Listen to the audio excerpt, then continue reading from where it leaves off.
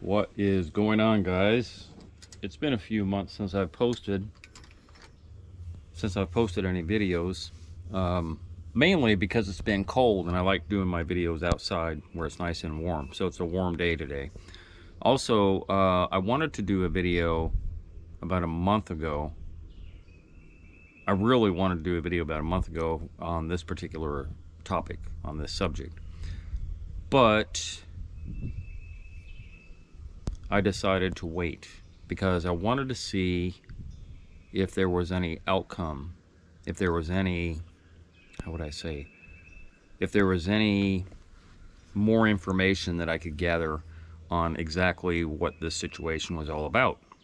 And specifically, I'm talking about the Iran war that we're supposedly in. Not a war, it's a conflict. Because Trump wants to be a war president of his own making, which is a bit odd. So I'm going to cover some material that is kind of close to my heart because it has to do with two different subjects specifically. It has to do with the war and my time in the military. Yes, I'm a veteran. But it also has to do with him in particular. And that's going to rub some feathers the wrong way. This is not, how would I say it? This is not a bashing video, and it's definitely not TDS. You know, this whole TDS, this syndrome that we're under and all that stuff is overused. I'm going to say that. It's overused. My TDS that I have has to do with character, has to do with morals, has to do with personality, has to do with right and wrong, has to do with just a moral fiber that he lacks. Just an empathetic, sympathetic type of person that I think that we all are at the end of the day. Except for the cray-cray people, you know, which they don't even know that they're not that way. So, again, I'm not, you know, my channel is not built up on views. It's not built up on subscribers. It's not built up on different modes of making money. Like, I'm not asking you for money or Patreon account. I'm not asking you, you know, for a super chat, which I can't do anyway. I get no monetization from YouTube on this channel. So I am free by virtue of all that I said. I'm free to speak my mind. I'm free to say what I want to without any worries that I'm going to lose subscribers or that I'm going to lose views or that, you know, people won't watch my videos or whatever. So that's the freedom that I have. Janis Joplin said it in a song, you know, freedom is another word for nothing left to lose. I have nothing to lose, so therefore I can speak my mind. So, getting on to the topic at hand. I don't know which I want to handle first. I think it's the war. The Department of War, which is really it's, you know, Department of Defense is what everybody's used to. And that the fact that they changed it, Hegseth, who has no business running the military, changed the term because, I don't know, it fit the narrative of they want to be strong and tough and, you know, like all this nonsense. It's hard for me to articulate without a lot of cursing how I really feel about this situation. Because I have a history going back in my military time with Iran specifically.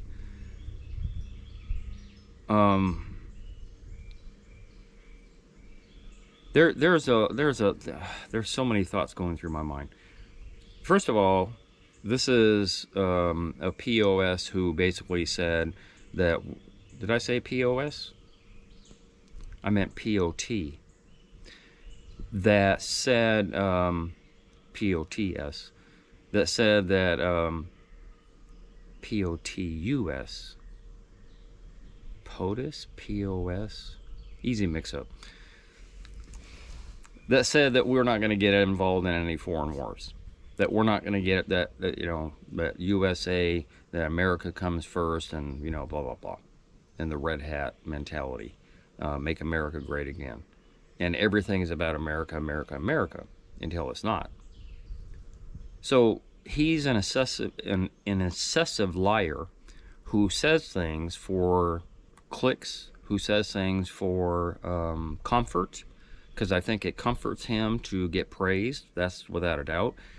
I think he does things on a whim, and he does things that are contradictory to the things that he espouses. That he espouses, to the lies that he peddles, because that's what he does. He consistently lies on almost every topic. And the narcissism that's involved in that makes it even worse, because it's like this snowball effect, right? The narcissism feeds off of all the positive feedback that he gets from his followers, and then that begets more action to get more feedback, positive feedback, and it's just that snowball thing. It's starting to disintegrate now. People are falling out of the rolling snowball. Tucker Carlson, and there's a whole list of people that are dropping off.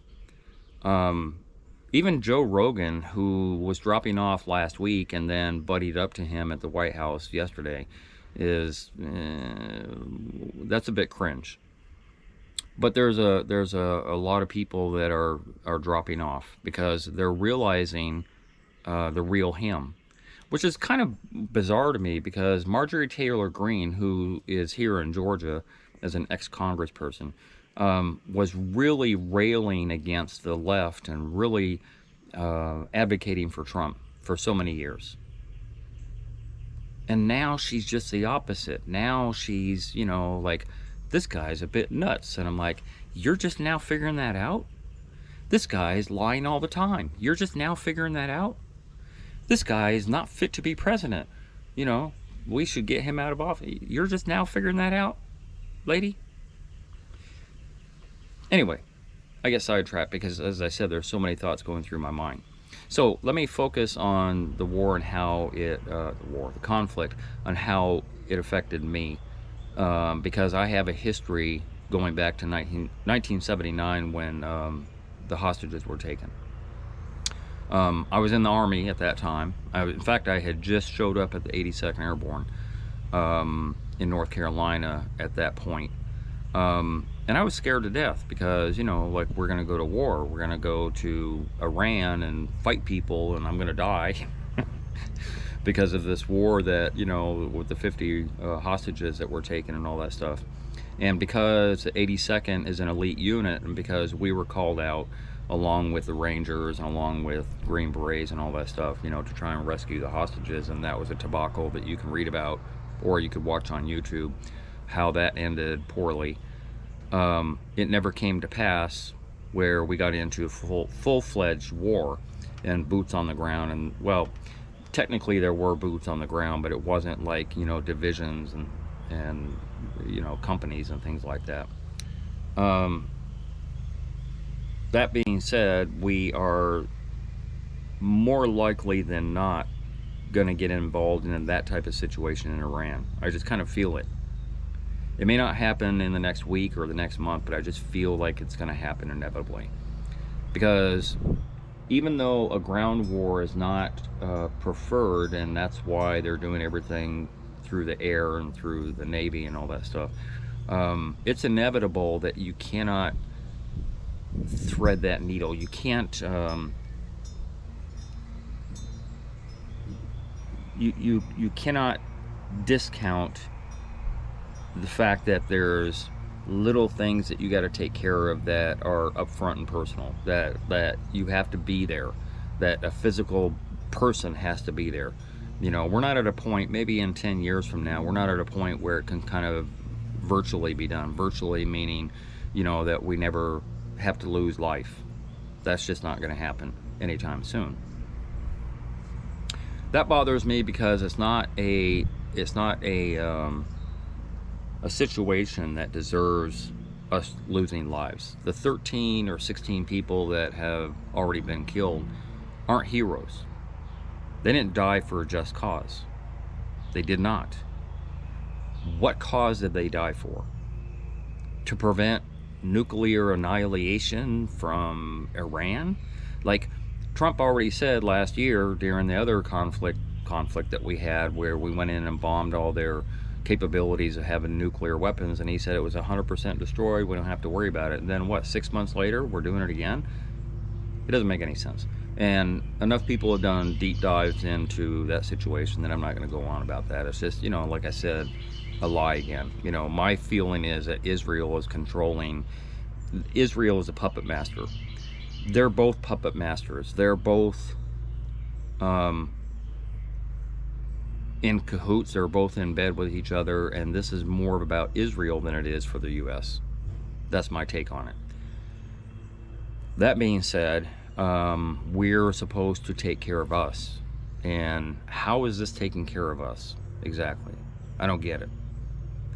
It makes no sense to me whatsoever that even if we go to that scenario that I mentioned about boots on the ground and all that stuff, and where we lose not just a dozen people but hundreds of people, for what cause did we fight? For what cause did we get into this quagmire? Because the Middle East is always going to be a quagmire. Afghanistan, the Russians got into that quagmire long before we did. Iraq, quagmire. Like, everything in the Middle East is going to be a quagmire. Look at Israel, the quagmire that they've been in with Palestine for decades and decades, a century now.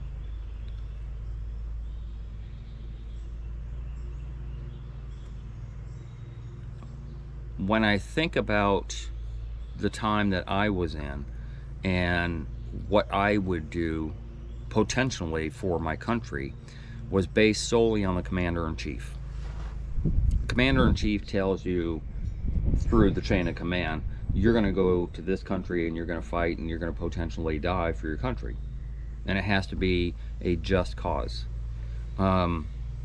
Just like, the Vietnam veterans don't believe that we served any purpose in Vietnam. There was no just cause. There was no end game. There was no, okay, this is the goal that we're looking for, and when that's finished, we'll leave. It just wasn't there in Vietnam, and it's never going to be that way in the Middle East. When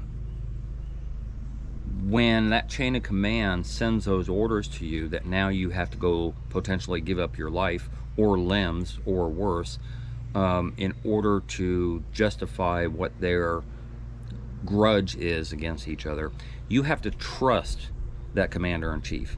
You have to trust that what he says is the truth.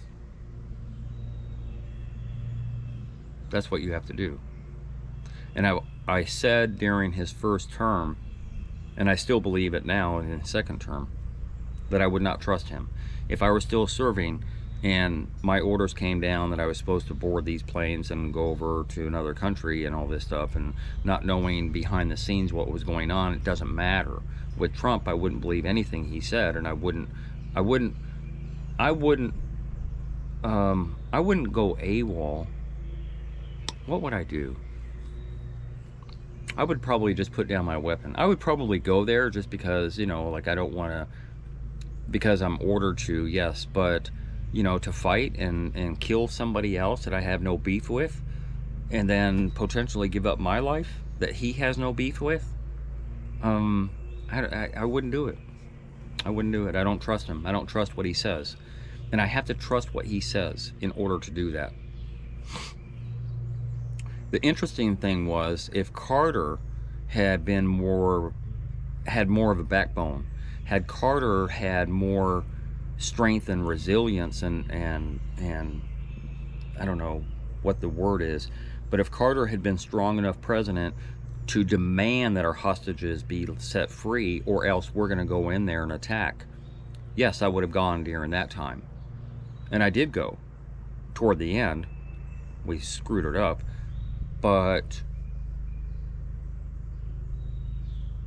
I don't know that there was a cause there except for getting our hostages out. I don't know that there was an ultimate goal, and there still isn't.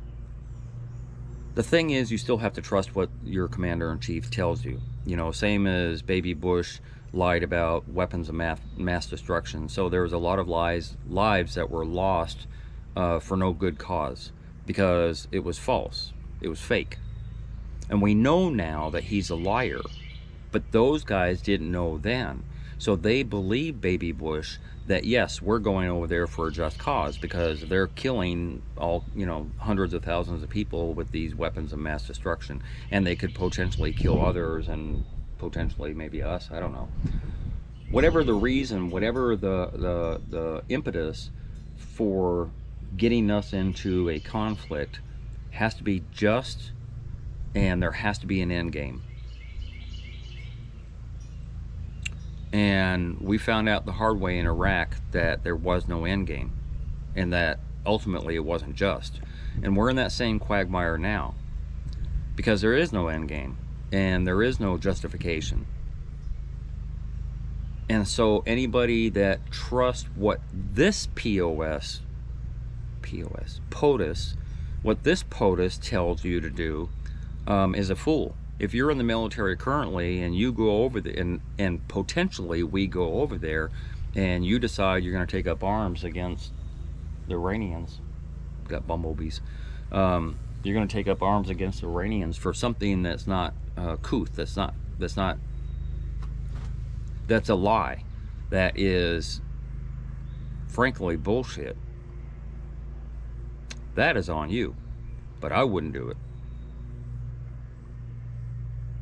Now, not to make this video too long, I've kind of said what I already said about what I feel about all of this bullshit.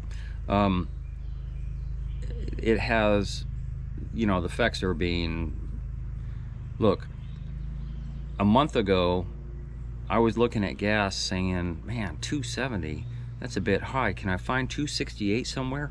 Can I find 265 at Costco? Oh, hell yeah, I'm gonna fill up my tank. I would drive 15 miles out of my way to save 2 or 3 cents. And that 265 or even 70 looks really good right now, because the average cost as I speak today is about $3.49. I saw it at $3.43 yesterday, but that was before the lie that, again, Trump told, saying that the Strait of Hormuz was open when in reality it wasn't. You know, because he just lies all the time. You can't trust anything he says. So that's $3.43 from yesterday is now probably shot up today. I haven't been outside of the house yet, so I don't know, but that price is probably shot up again. And as everybody knows, and the news is, you know, like bombarding you with all this information, the idea that not just the gas is higher, but fertilizer, which makes, you know, farming, which makes groceries higher, which makes everything higher, like over and over. You know, Trump is driving us into a recession of his own making that is totally unnecessary, which is another lie, because he said, you know, I'm going to make the economy great again, and I'm going to, you know, I'm going to have jobs out there, and yada yada yada, all the bullshit that he spouses all the time, which is a lie. And more than likely, they're going to lose the midterms come November because of Trump.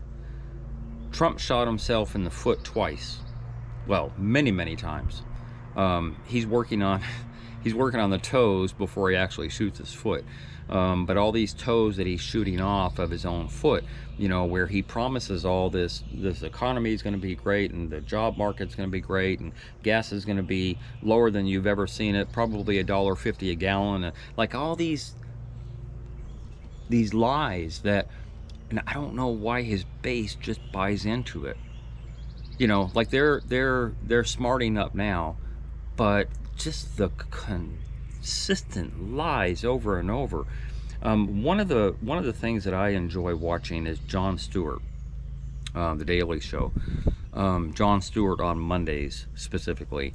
And there are people that are left-leaning and right-leaning, and Jon is obviously left-leaning and all that stuff. But the comedy that he uses in order to show the reality is genius. I love watching Jon Stewart because he does a breakdown of the insanity and the chaos in such a way that it makes it funny, but it makes it funny in a sarcastic way that is a reality, that's truth. I'm going to play a few clips of him because you know, his level of satire is beyond reproach. Like, nobody does it better than him. So that's where we've arrived at with the art of the deal. Basically, it's a cycle. It's a cycle of demands and threats and premature declarations of victory that allows the negotiator enough wiggle room to, at almost any point, claim that they've achieved exactly what they've set out to do, ultimately achieving a nuclear deal that'll probably be worse than the nuclear deal Trump pulled our country out of with Iran to start a devastating war that has killed thousands of innocent Iranians, 13 American soldiers, eroded our credibility as the leader of the free world, sabotaged the world economy, and will cost the American taxpayers, who knows, maybe trillions. And as that realization sinks into a population weary of your malignant narcissism and impulsivity, Trump hits them with step 10. Cuba's going to be next. That's right, motherfucker, step 10. Keep moving to outrun the darkness. The enriched uranium was a huge part of this war. And the fact that Iran has agreed to transfer all of its enriched uranium to the United States, it's a win. The Iranian Foreign Ministry says Iran's enriched uranium is not going to be transferred anywhere under any circumstances.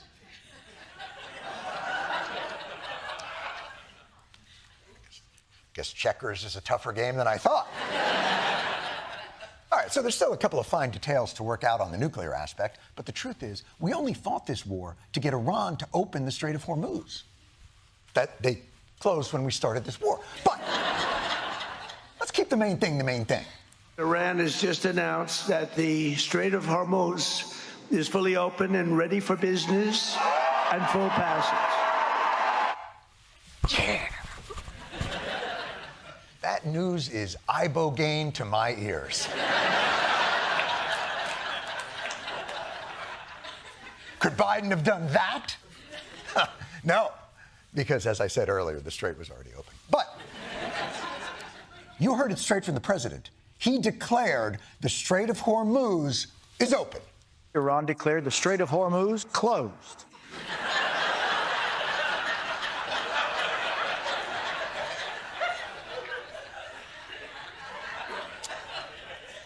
Oh, boy.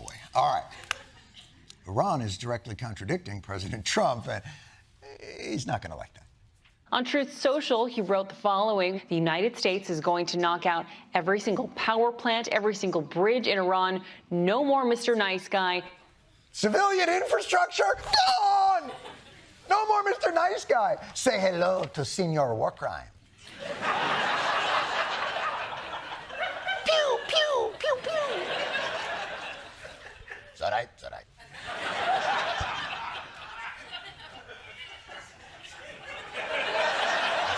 The audience seems to be split between old people and younger people. I think that's very clear what's happening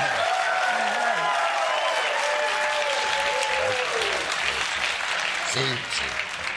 See? Now, you might be thinking to yourself, how did this happen? How did the certainty of total resolution that Trump announced morph into the uncertainty of total annihilation that Trump announced in less time than it took Karol G to own Coachella? That's just hilarious. John is just like, to me, he should get into politics. Although I think politics would probably corrupt him. It corrupts everybody, obviously. It's corrupted Trump.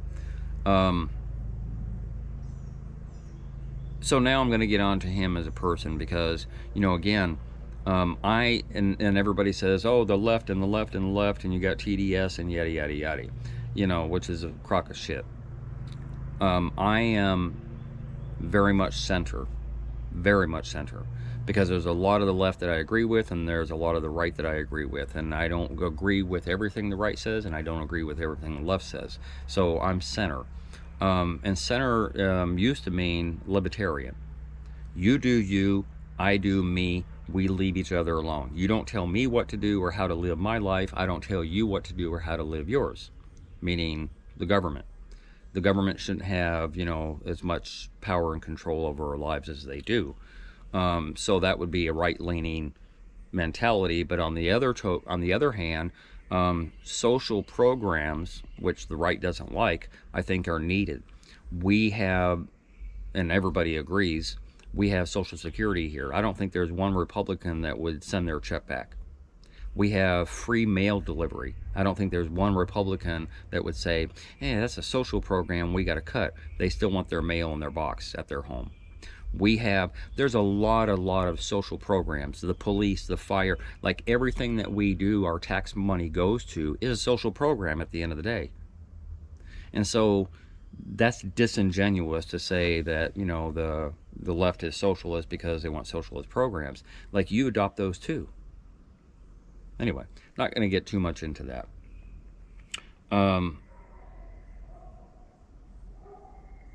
From the very, very start, and you know, like I said, I'm not one way or the other. You know, I have leanings toward both sides. In fact, I'm going to say this. Daddy Bush, I voted for.